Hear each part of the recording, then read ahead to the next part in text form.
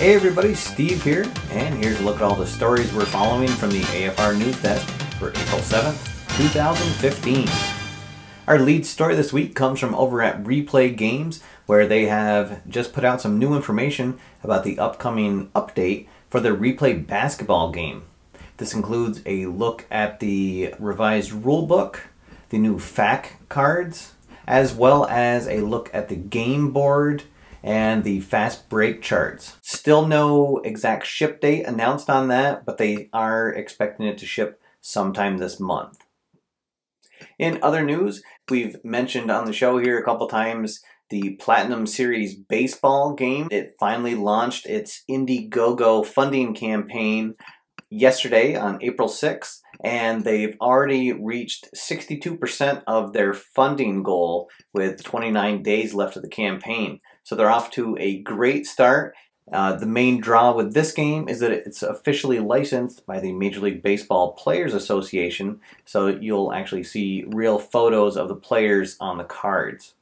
The game will use a collectible card game mechanic, so it'll have booster packs available, but you can pick up just the introductory starter set that will come with the board and the dice and enough players for 2 teams at $30 during that Indiegogo campaign.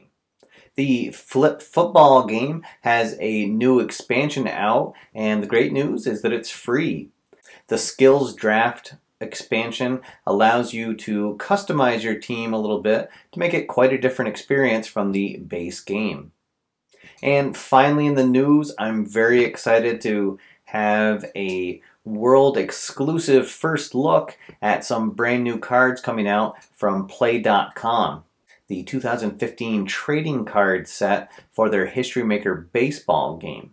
And this features a lot of the best players from last season, but the twist is that they're in their new team colors. Really interesting with the Craig Kimbrell trade. He's actually on his new team now, so you can check him out in his San Diego colors. It looks like a really fantastic set. I'm really excited to show you these cards, and a nice addition to this set for everyone to pick up, even if you're not interested in playing out an all-star game with these cards, is it does have 2 brand new exclusive strategy cards that you can only pick up in this set.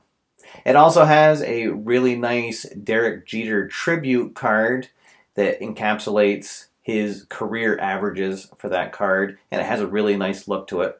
So we're definitely looking forward to the release of that set. It's due to come out next Monday, April 13th, for just $19. And now let's take a look at new releases. So actually no new releases to highlight this week, but there are a couple of sales going on with the baseball opening day theme. Over at Sideline Strategy Games, they're having a 25% off all of their PDF downloads, and that's using the code SAVE25, and that sale is through April 12th. Also, along with that sale over at PT Games, they're having a 15% off sale on all the print materials for the Payoff Pitch baseball game, and that sale is also going through April 12th, and it's using the code PPB15 off. And finally, over at Life is Sports Games, they're having a 25% off sale on everything that they have in their catalog through the month of April. And that's using the code 25% off. And now it's time for the question of the week.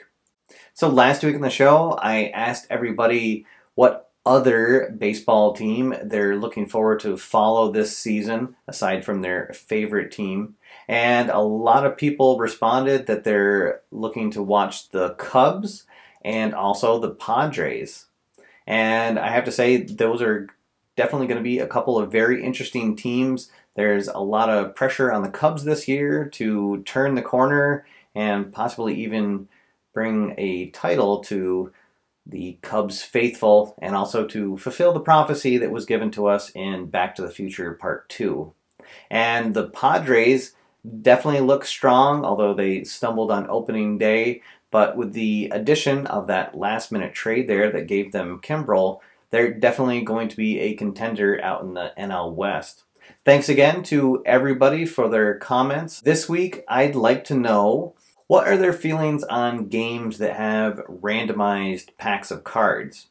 So with the release of Platinum Series Baseball coming up, and there's also another game that's supposed to come out this year, MLB Clutch. I've highlighted that a couple times on the show.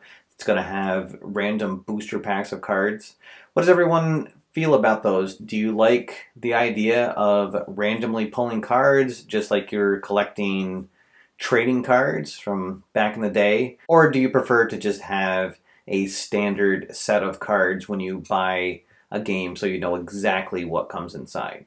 As for myself, I guess I have sort of mixed feelings. On one hand, there is just nothing like the thrill of opening up a pack of cards and being surprised or disappointed at what's inside. But it's definitely that thrill of that moment when you first pop open the pack and not knowing what you're going to get. On the other hand, when I'm buying, say, a baseball game, or I'm buying a set of cards for a game, I do like the idea that I'm going to be able to play out whatever team that I'd like with whatever players that I'd like. And so the idea of chasing down booster pack after booster pack to try to find a specific card maybe isn't as exciting as it was when I was a little bit younger. However, it will be interesting to see what these new games bring to the sports hobby, whether it introduces this to a whole new generation of players and maybe some younger gamers who are used to the idea with trading card games of, buying a bunch of booster packs to try to put a team together. And I'll be interested to see how it plays out here over the course of the season, or over the course of this year, I guess. So as always, I look forward to everyone's comments. I'll highlight some of them on next week's show. Thanks for everybody that contributes. Always great to get feedback from the viewers. And finally, a couple of channel updates. So this week, we passed over the 85,000 view mark over the lifetime of the channel. So probably in the next month and a half, we're going to pass 100,000 views. And definitely a big milestone. We also are at 665 subscribers. So number 700 is maybe not that far off. I'm looking at maybe middle of July or so we should hit that, maybe even sooner. So again, thank you to everybody who has helped spread the word about the channel, for everybody that comes back and watches every week. Definitely appreciated, and looking forward to the channel continuing to grow. The Patreon campaign, we're into our second month now and almost about to cross the $100 threshold. If you haven't had a chance to check out the Patreon campaign, I'll post links to that below, and it's just a very simple way for you to help the show keep running for as little as $1 a month. For the next reviews that I'm working on, I've actually changed up the review queue a little bit. Hoops Tabletop Pro Basketball is the next review I'll have up, and I'm hoping to have that up here in just the next couple of days. And then after that, I'll begin working on the ATBA soccer review. Other than that, I'll keep doing the news here every Tuesday evening, and be sure to tune in to the Dice Towers Board Game Breakfast next Monday for the AFR 2-minute drill. Okay everybody, that's all for now. Thank you for watching. My name's Steve, and I'll see you next time after further review.